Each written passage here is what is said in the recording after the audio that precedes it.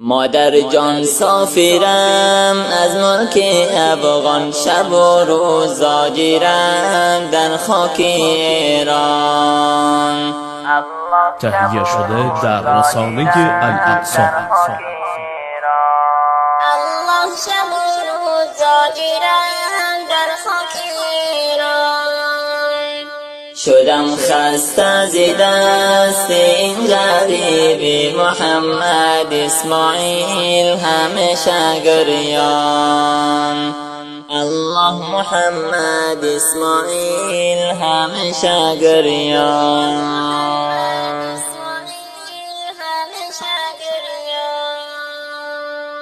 بهارم شد خزان ای با مادر جان، دورم از کنارت گل ریحان. الله دورم از کنارت گل ریحان.